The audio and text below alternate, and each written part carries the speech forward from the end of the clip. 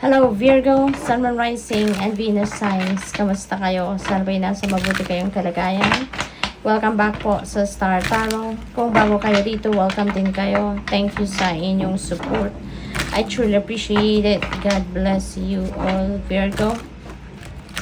This is the reading for silip sa 2025. Tignan natin kung ano yung mga major energies ninyo for the year, no? So magdodraw tayo ng isang card for each month at throughout the year, no? Tignan natin kung ano yung mga energies ninyo dito. So this is for January, February, March, April, May, June. For the second half of the year, this is July, August, September, October, November, December. Okay. So, pasensya na po. Nagagalaw yung camera ko. Ayun. So, let's take a look, no? One by one. For January, Virgo, we have 6 of Pentacles. So, you may need some help dito, no? Pagpasok ng 2025. January, you may need some help dito pagdating sa finances, no? Maaaring mayroong mga financial obligations kayo na kailangang attendan, no? At maaaring you don't have enough budget para dyan. So, you may need some help, but don't worry, no? Kasi yung promise ng 6 of Pentacles is kung ano yung kailangan ninyo that will be met, that will be provided to you by the universe, no? Kaya kapit lang, laban lang, keep your hope and faith alive lagi, no? Hindi natutulog ang Diyos, 'di ba? God knows kung kailan natin kailangan ng isang bagay, no? You will be provided with what you need. There will be financial assistance, financial help, financial blessings, no, na maaring dumating sa inyo dito. Yung perang kailangan ninyo rito, you know, if that's what you need, that will come, no? That various sources ang maaaring panggalingan nito.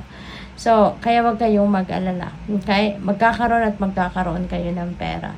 At matutugunan ninyo kung ano yung pangangailangan ninyo dyan. By February, we have 7 of Pentacles. Ayan. So, siguro, you've worked so hard for the past month, no? Or for the past year, siguro. And maybe by February, you're expecting, diba? You're expecting to see the fruit of your labor. Pero, hindi pa yan ready. It's not ready yet for you to reap, no? Kaya, maybe ito yung panahon para mag-introspection kayo, mag-reflection kayo, do an parang re-evaluation or reassessment na kung ano na yung mga ginawa ninyo, ano na yung mga naging epekto nito, sa tingin nyo ba lahat-lahat nagawa nyo na talaga, kaya nag-i-expect na kayo ng bunga, 'di ba? So you may need to do some kind of reflection dito, no? Pagmuni-munihan ninyo what you have done already. And what do you think? 'Di ba? Tama na ba 'yon? Or baka may madiscover kayo dito na you still need to do extra pa, no? Baka 'yon ang kulang or baka 'yon ang maging missing piece dito kung bakit hindi pa ninyo nakukuha yung bunga ng inyong pinagsikapan, 'di ba? So, 'yun ang panahon ninyo para mag-step back muna kayo dito sa paghihintay. 'Di ba? At mag-isip-isip kayo, mag-re-evaluate kayo. Baka maaaring may madiscover pa kayo na may hindi pa pala kayo nagagawa, 'di ba? So we have Knight of Swords by March. Maaring kayo rito, bibilis na ang lahat. No, bibilis ang lahat. Kasi parang dito nagkaroon kayo ng stagnation energy. Kaya pagdating ng March, maaaring magkakaroon kayo ng bagong idea, no? At maaaring yun ang pagtutuunan ninyo ng pansin. Or maybe yun ang gagawin ninyo, diba? In addition to kung anong pinagsisikapan ninyo rito. There could be delays, there could be blockages, obstacles siguro na na-encounter ninyo in the past few months, no, months back. Pero by March, may posibilidad dyan na ma-lift na ang mga blockages na yan. And you are up for progress. Uusad ng muli ang lahat. At sa pag-usad na to, mabilisan, no? Mabilisan ang galawan ng lahat. Kaya, you can expect dito swift change, no? Sa mga bagay-bagay, sa mga kaganapan sa buhay ninyo around March. Okay? By April, we have Hierophant. Ayan. Maaaring maghanap kayo rito ng advisor. Maaaring meron kayong mga bagay na isasangguni. Maybe may mga ikukonsulta kayo from like-minded people. No? Maaari din na maghahanap kayo rito ng life coach, mentor, spiritual guide, spiritual counselor, mga ganon, no? Virgo. At maaari din na kung hindi man ganon ang inyong sitwasyon, baka kayo yon. Baka kayo ay isang mentor, isang life coach, isang spiritual guide. At maaaring kayo yung lalapitan ng mga tao, no? At maghingi ng advice sa inyo, maghingi ng tulong sa inyo, 'di ba? In any form, baka kayo yung go-to person because you are very compassionate, you are a very good listener, 'di ba? Maaaring ganon.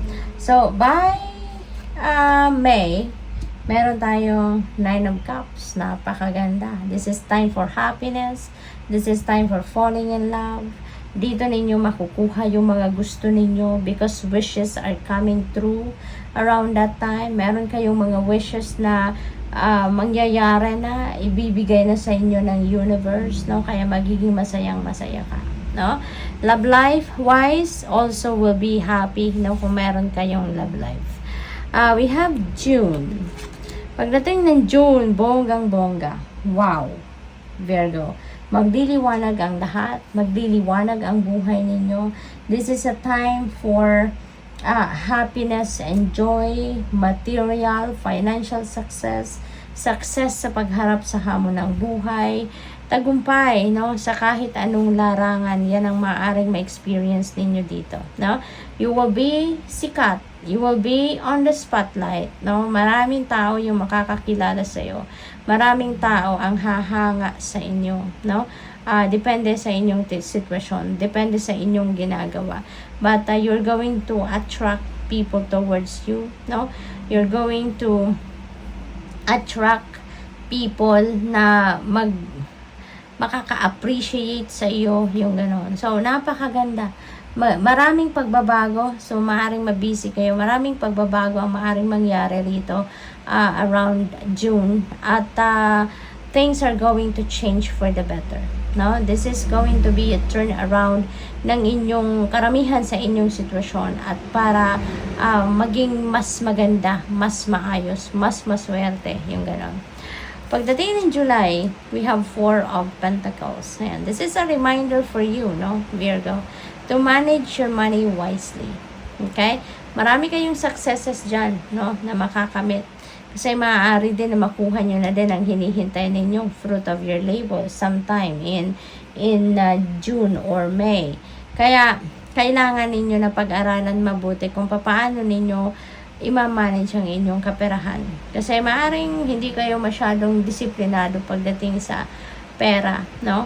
Maaring ganun. Kaya, you need to learn to manage your money wisely. Mag-budget, diba? Sundin ang budget plan. Yun ang mahalaga din. Pagdating ng August, the moon energy. Ayan. So, maraming siguro nagdadasal kayo talaga dito to guide you, no? Naghihingi kayo ng gabay sa inyong spirit team, sa Panginoon, sa inyong mga angels, no? Spirit guides. Maybe you're praying and asking for guidance. Kaya maraming gabay ang ipapadala sa inyo. Maaring panay kayo panaginip, no? Around that time. And those panaginip, no, are guidance yan para sa iyo. Yung mga mensahe na makukuha mo sa inyong panaginip, those are guide para sa iyo. Intuitive messages no, will be sent to you as well. At kaya importanteng makikinig kayo sa inyong intuition. Okay? It's very important to listen and follow your intuition, lalo na sa buwan na ito, because you will be shown the way. No, maybe you're really praying for guidance and you will be shown the way. God will never fail you. No, bibigay sa iyo yung dasal mo. Come September, we have King of Pentacles. Napakaswerte. Pagdating sa pera, no, trabaho, karera, business. This is prosperity and abundance energy. No, this is very prosperous and abundant energy. Financial freedom, financial comfort, no? Lahat ng kaluwagan sa pera ay maaari ma-experience ninyo around this time. Maraming siguro mga lucrative offers kung sa trabaho to, maaaring merong mga lucrative offers na dadating sa inyo rito na maghahatid sa inyo ng financial abundance and prosperity. Maaaring meron kayo ditong mga financial blessings na talagang cold cash ninyong mahahawakan. Maaari din na kayo rito magiging established na kayo pagdating sa inyong money, career, and finances. Baka at this point, na kayo, nasa tugatog na kayo ng tagumpay. No? Pagdating sa inyong kaperahang aspeto, financial stability, nandiyan na. Diba? Financial future ninyo, established na, yung ganon. Ang iba sa inyo dito, baka magiging tatay na. Diba? Ang iba, baka mapopromote kayo to be a manager, supervisor, mga ganon, ano. So, pagdating ng October, meron tayong chariot, success, naghihintay sa inyo, tagumpay, no? Kung dito, financial success, no? Ang meron kayo dito, maaring magpapatuloy ang financial success ninyo. Or baka maaring meron kayong pinagdaan ng problema dito at mapagtatagumpayan nyo yan. So, you're going to claim your victory dito, no? Or, meron kayong gagawin, meron kayong siguro sinimulan na ninyo months before pa, at you're going to claim your victory around this time in October, no? Travel is also very imminent for most of you dito, Virgo, around October. So, baka meron kayong travel, road trip, no? Baka long drive ang gagawin ninyo rito. You may also, siguro ang iba sa inyo baka bibili ng vehicle, no? Maaring ganon. Baka merong bagong motorsiklo, big bike, mga ganon, ano? Ang bibilhin ng iba sa inyo. November, moving on energy, napakaganda. Nasa tapat din niya si 9 of Cups. Tapos ito, 8 of Cups.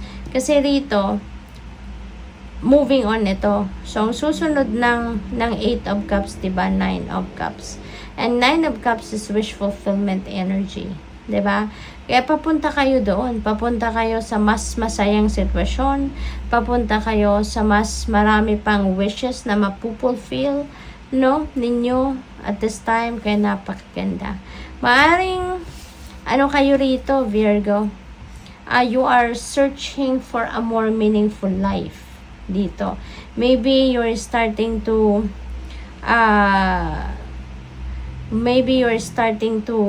think, bakit ako nandito sa mundo? Why am I here for? Ano ang purpose in life ko? Baka ganun nakalalim, no, ang mga iniisip ninyo at this time. Kaya you are going to find new avenues, 'di ba? Para mahanap ninyo kung ano yung purpose ninyo. Para ma-find out ninyo kung ano yung mission ninyo sa buhay at this time. Kaya, kung saan man kayo manggagaling at this point, no, maaaring alam ninyo na hanggang doon na lang yon. Wala kayong room for growth, wala na kayong magagawa pa kasi nagawa na ninyong lahat, and there's no room anymore for you to explore life, no, yung ganon. Kaya, maghahanap kayo ng bagong avenues, no? Hahanapin ninyo kung saan kayo mas magiging fulfilled, mas magiging masaya, yung marami pa kayong magagawa para sa sarili ninyo to grow and expand, at saka marami pa kayong magagawa para makatulong pa sa mas maraming tao. So, for December, we have Page of Wands. Opportunities ito. Good news, no? Regarding opportunities. And this could be opportunities na maaring related yan sa trabaho, career ninyo, mapagkakakitaan ninyo ito, no? And maaring yan, dyan ninyo yan mailalabas na mga talents ninyo, mga gifts ninyo, no? Yung mga offers na yan na parating. So, good luck. Thank you for watching Love and Light. Namaste.